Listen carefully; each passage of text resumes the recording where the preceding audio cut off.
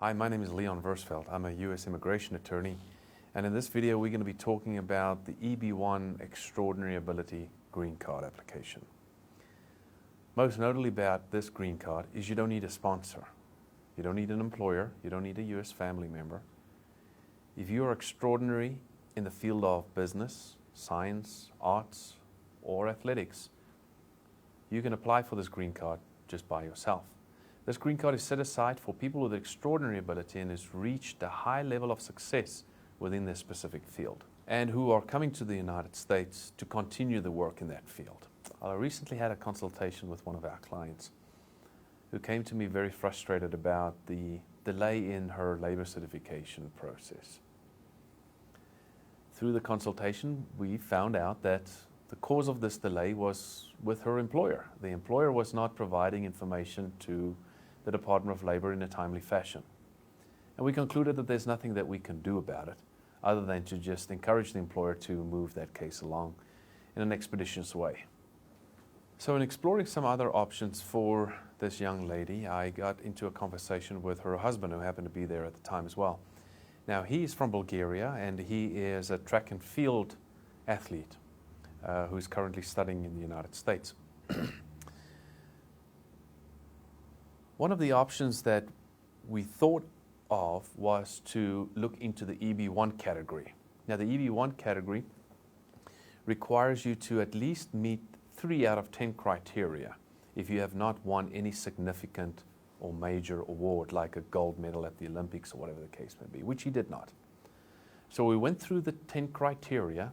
Some of it doesn't apply to him because he's not an artist, but those criteria that does apply to him being an athlete. And we were able to determine that even though he may not have won a bronze, a silver, or a gold at the Olympics, even though he may not have won any significant awards, that he was still eligible on immigration standards because he has won some awards in his country and has been considered to be at least one of the top 200-meter athletes in his country. The second part of the criteria was to prove that he belongs to a membership that requires outstanding achievement from its members. We were able to achieve that by showing that the National Bulgarian Olympic Federation has a certain standard for which they have that athletes need to meet in order to be a member of the national team. The third criteria that we were able to meet is to show that there has been multiple publications about his awards and his accomplishments in major media. So his mom obviously have kept quite a lot of newspapers over the years wherein he has won some medals, wherein he was interviewed when he went to Sydney to compete in the Olympics over there. So similarly, I meet clients like this on a daily basis, wherein they oftentimes think that even though they may not have won some major awards, that they may not necessarily qualify for this extraordinary green card. But I tell you that if there is any one of these 3 criteria that you think you may meet, that it is important to at least do a proper analysis before writing this off. Because like I said at the beginning of this video, there is no sponsorship necessary for this. You don't need a U.S. employer. You don't need a U.S. family member. So the processes involved with the filing of an EB1 application consists of the following. First, you would need to go get a form I-140 from USCIS's website. These forms are pretty easy to get. You can download it for free on uscis.gov. So the completion of this form is the easy part. It is the evidence that you're going to need in order to support this case, wherein the meat lies. So typically I would require that you get experts in the field who are going to be writing on your behalf specific to each of the criteria that you believe that you qualify under. Rather than just getting expert letters to write some referrals for you, have them write specific letters pertaining to each criteria and why it is that you meet those criteria in their expert opinion. And more importantly, make sure that you include a copy of that expert's resume or CV to show the immigration officer that that person has the expertise in the specific field that he or she is talking about.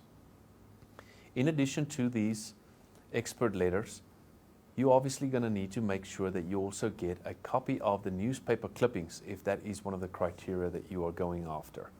On the newspaper clippings, you need to make sure that there's a date on it. You need to make sure that we are able to determine what newspaper that article was published in. And you need to also be able to elaborate what the significance of that newspaper is, because most of these newspapers are foreign to the immigration officer reviewing them. And speaking of foreign, if any of these documents are in a foreign language, you have the obligation to translate those documents into the English language before you submit this to immigration. Once you have your supporting documents together, you need to then make a determination as to where you need to file your application. Oftentimes, because of workload, USCIS may move the service centers on where you need to typically file this application, so it's important for you to review and make sure that you file it with the right service center. For more information about that, you can look at uscis.gov. Once your packet is completed and you know where you're going to file it, you need to make sure that you got the correct filing fee before you then send it off. Typically, I recommend that we file your application via FedEx or overnight delivery so that you can track your application and make sure that it got to the end destination in time. I don't want you to miss anything, so make sure that you follow me on Twitter and SoundCloud, like my Facebook page, connect with me on LinkedIn, and more importantly, subscribe to my YouTube channel. Thank you for watching. We'll see you on the next video.